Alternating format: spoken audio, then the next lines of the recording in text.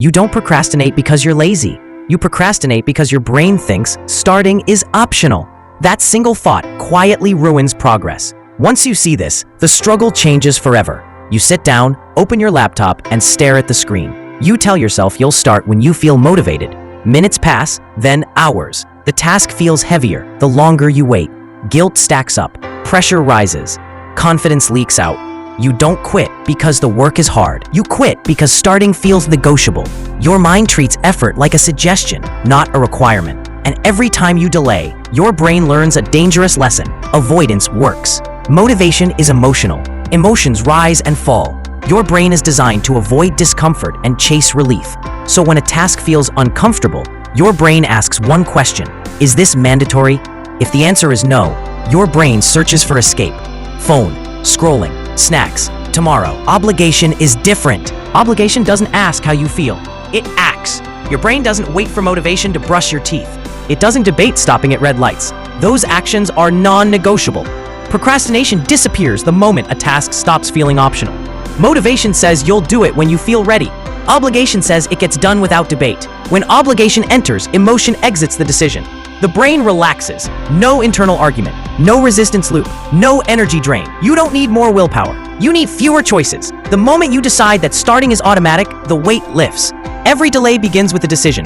Should I start now or later? That question is the trap. High performers remove it. They don't ask if, they act on when. The clock hits the time and the body moves. No negotiation, no debate. Decision fatigue dies here. Your brain fears big starts. So don't start big. Shrink the doorway. 5 minutes, 1 page, 1 paragraph, 1 rep. Tell your brain this is harmless. Once motion begins, momentum takes over. Engines don't start at full speed. They turn over first. Every action casts a vote, not for the task, but for who you are. When you start despite resistance, your brain updates your identity. You become someone who begins. That belief compounds. Soon starting feels natural. Effort feels normal. Delay feels uncomfortable.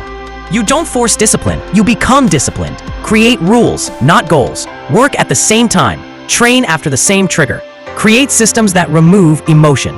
Routines remove friction. Your future self thanks you every day. Weeks pass and something subtle changes.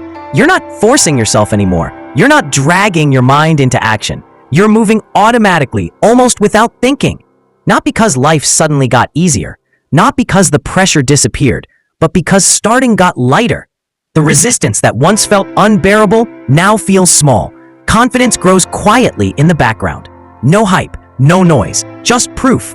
Discipline stops feeling violent. It no longer feels like a fight against yourself. It feels like alignment. You stop chasing motivation like a reward you have to earn. Instead, you generate it through action. One small obligation at a time. One simple follow-through after another. And then one day, without any dramatic moment, you realize something powerful. You became the person who starts, the person who moves before doubt finishes speaking, the person you used to admire from a distance. You don't need a new year to become that person. You don't need a perfect plan, a perfect routine, or perfect conditions. You don't need to feel ready, confident, or inspired. Readiness is not the requirement. Decision is. You need one clear decision that removes choice, a decision that says starting is no longer optional. Make starting inevitable, because momentum doesn't come from feeling good first. It comes from moving first. Action creates clarity. Motion creates belief. And once you move, even imperfectly, everything begins to change. The path becomes visible only after you take the step. If this shifted something in your mind, like this video so it reaches the people who need it.